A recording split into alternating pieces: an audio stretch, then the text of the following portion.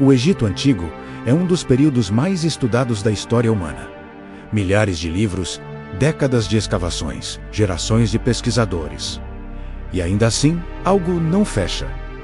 Hoje, não vamos falar de pirâmides, nem de faraós, nem de deuses. Hoje vamos falar de marcas no Egito que não seguem a ordem da história. Toda construção possui uma lógica. No Egito Antigo, essa lógica é bem conhecida. Primeiro, o bloco bruto de pedra era extraído.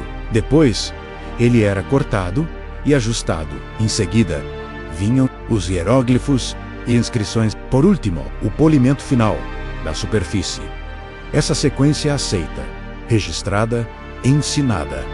Mas em diversos templos egípcios, essa ordem simplesmente não aparece. Em locais como Karnak, Luxor, Abu Simbel e até áreas internas próximas a Gizé. Pesquisadores observaram algo estranho.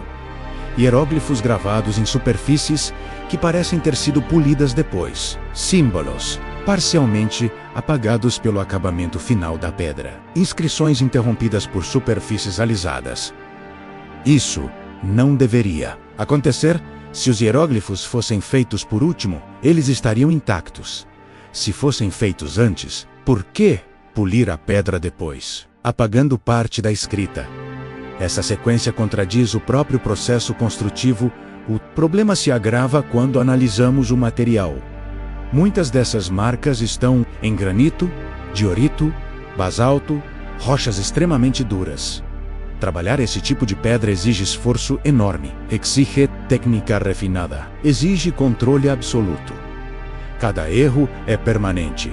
Mesmo assim, as marcas são limpas. As linhas são regulares. As curvas são suaves. A profundidade é consistente.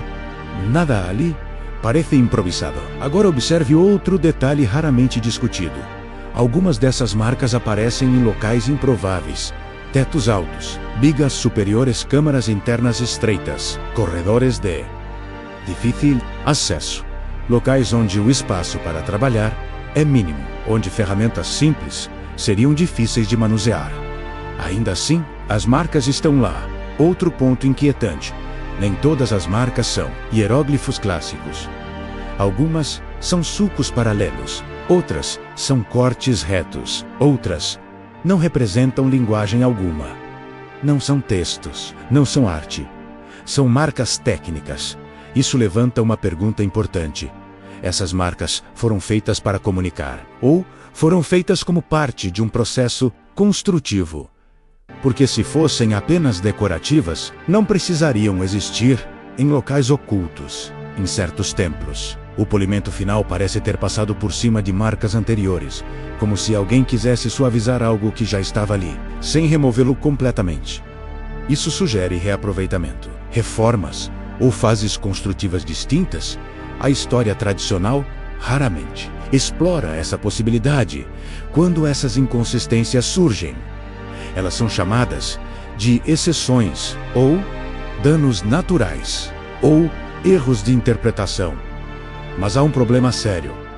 O mesmo padrão aparece repetidamente em diferentes templos. Em diferentes regiões, em diferentes períodos históricos, exceções não se repetem dessa forma.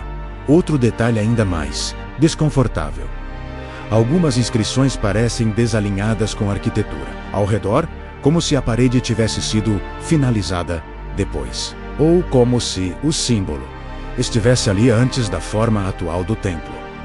Isso é extremamente difícil de explicar dentro de uma linha do tempo simples. Também existem marcas que não se encaixam em nenhum estilo dinástico, conhecido o pertencem claramente ao Antigo Império.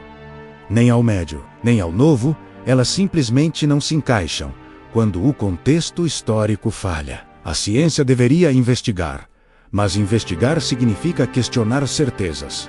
E questionar certezas antigas é desconfortável. Por isso, muitas dessas marcas são ignoradas, não porque não existam, mas porque levantam perguntas difíceis demais. A pedra, porém, não segue narrativas.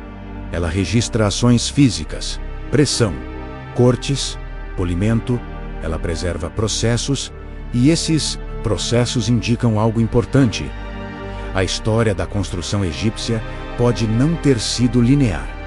Pode ter havido fases anteriores, reutilização de estruturas, ou técnicas herdadas de períodos pouco compreendidos. Isso não exige explicações fantásticas. Não exige civilizações impossíveis. Exige apenas admitir que ainda não entendemos tudo. Ignorar evidências não é ciência. Aceitar perguntas desconfortáveis é... As marcas continuam lá, silenciosas, gravadas em pedra dura, esperando para serem observadas com atenção. Real, talvez o maior mistério do Egito não esteja nos textos preservados, mas nas marcas que não deveriam existir daquela forma. No próximo vídeo, vamos analisar cortes e superfícies no Egito que parecem precisos demais para as ferramentas oficialmente conhecidas. Mais uma vez, a pedra será a principal testemunha. Obrigado por assistir. Este é o canal Os Ossos do Tempo. Aqui, o passado não é tratado como dogma, mas como evidência